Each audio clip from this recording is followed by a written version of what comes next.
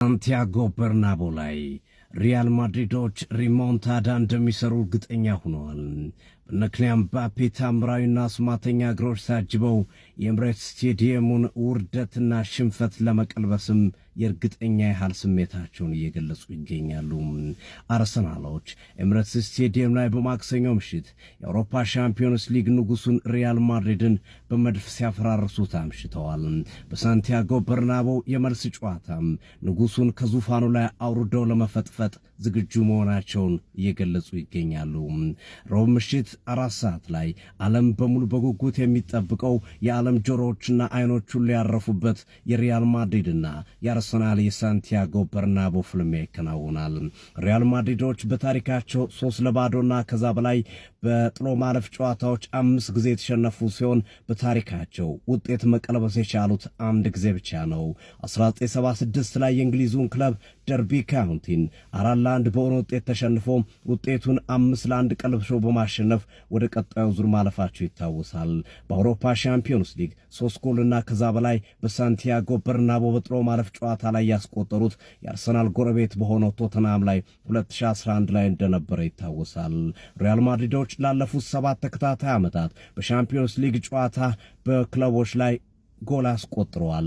ለመጨረሻ ጊዜ ጎል ያላስቆጠሩት 2018 ሴስካ ሞስኮ ጋር በሳንቲያጎ በርናቦ በነበራቸው ጨዋታ ላይ እንደነበረ ይታወሳል። አርሰናሎች ወደዚህ ጨዋታ በሚያመሩበት ጊዜ እጅግ በተሳካና ከፍ ባለ የሞራል ስሜት እንደሚሆን ይጠበቃል። የ3-0 ውጤታቸውንም ለማስጠበቅ እንደሚሯሯጡ በርካቶች እየገለጹ ይገኛሉ። አርሰናል ባለፉት 491 ቀናት ከ2 በላይ ጎሎች አላስተናገደም። ማለትም ለ78 ተከታታይ ጨዋታዎች አርሰናል 2 ጎል በላይ አልተቆጠረበትም። ይህ ለማድሪዲስታውያን እጅግ ከፍተኛ ስጋት እንደሚፈጥርባቸው ይጠበቃል። በካርሎ አንቸሎቲው ሪያል ማድሪድ በኩል ጉዳት ላይ የነበሩ ተጫዋቾች አይመለሱም። ኢደር ሚሊታው እንደዚሁም ዳኒ ካርቫል በተጨማሪም ፈርላን ሜንዲና አንድሬ ሎኔን ከሮቡ ምሽት ጨዋታ ውጭ መሆናቸው የተረጋገጡ ተጫዋቾች ናቸው። ቹዋሚኒ ከቅጣት መልስ በሮቡ ጨዋታ የሚሰለፍ ሲሆን ካማቪንጋ ግን በኤምሬትሱ ጨዋታ ላይ ቀይ ካርድ በመመልከቱ ከጨዋታ ውጭ ሆኗል። ካርሎ አንቸሎቲ የግራና የቀኝ መስመር ተከላካዮቻቸውን ለመቀያየርም ወስነዋል። ሉካስ ቫስኪዩዝን በቀኝ በግራ አቅጣጫ ፍራንክ ጋርሺያ እንደሚያደርገው የሚጠበቅ ሲሆን ፍሬዴሪኮ ቫልቨርዴ ወደ መሃል ሜዳ መጥቶ ከኦሪያል ቹዋሚኒ ጋር እንደሚጣመር ይጠበቃል። የተለመደው የሶስቱ አጥቂዎቻቸው ጥምረትም በጨዋታው ውጤቱን ለመቀልበስ ታምር ለመስራት እንደሚንደረደርም መረጃዎች እየጠቆሙ ነው።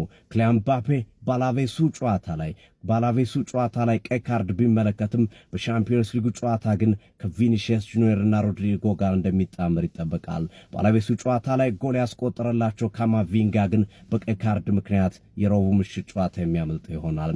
በአርሰናል በኩል ከነባር ጉዳቶች በተጨማሪ በብሬንፎርዱ ጨዋታ ላይ ጉዳት ያስተናገደው ጆርጂኒዮ ለማድሪዱ ጨዋታ የማይደርስ ይሆናል። ጋብርኤል ጀሱስ ከሃቨርትዝ፣ ታኪሮ ቶሚያሱ እንደዚሁም ጆርጂኒዮ ተጣምሯቸው ከጉዳት ውጭ የሆኑ ተጫዋቾች ሆነዋል። ቤንጃሚን ዋይትና ሪካርዶ ካላፊዮሪ በጨዋታው የመድረሳቸው ጉዳይ አጠራጣሪ ሆኗል። አርሰናል ኤምሬትስ ላይ 3-0 ያሸነፈውን ቡድን ሳይቀይር በሳንቲያጎ በርናቦ እንደሚጠቀም ይጠበቃል። በርካታ የስፔን ላሊጋ ክለቦች ሪያል ማድሪድን እየተቃወሙ ለአርሰናል ድጋፋቸውን እያሳዩ ነው። በአላቬሱ ጨዋታ ላይ የአላቬስ በርካታ ደጋፊዎች የአርሰናል ማሊያን ይዘው ተመልክተናቸዋል። አትሌቲኮ ማድሪድ ሪያል ቫያዶሊድን ባሸነፈበት ጨዋታም በርካታ የአትሌቲኮ ማድሪድ ደጋፊዎች የአርሰናልን ስካርፍ ይዘው በስቴዲየም መመልከታችን አነጋጋሪ ሆኗል። የባርሰሎና ደጋፊዎችም ራይስ ቤቢ እያሉ የራይስን ማሊያ አድርገው ማድሪዶችን እያበሸቋቸው ይገኛሉ። በመልሱ የሳንቲያጎ በርናቦ ጨዋታ ላይም በርከት ያሉ የባርሰሎና ደጋፊዎች በጨዋታው እንደሚታደሙም ይጠበቃል።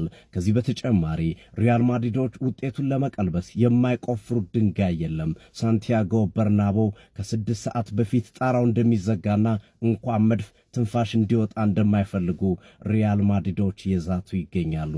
ተጠባቂው የሪያል ማድሪድና የአርሰናል ጨዋታ በዩቲዩብ ቻናላችን ሲዲ ስፖርት በቀጥታ ይተላለፋል። የዩቲዩብ ቻናላችን ሲዲ ስፖርትን ሳብስክራይብ ማድረግዎን አይርሱ። ይህ ክላሲክ ዳይናሚክ ስፖርት ሲዲ ስፖርት ነው። ይመቻችሁ።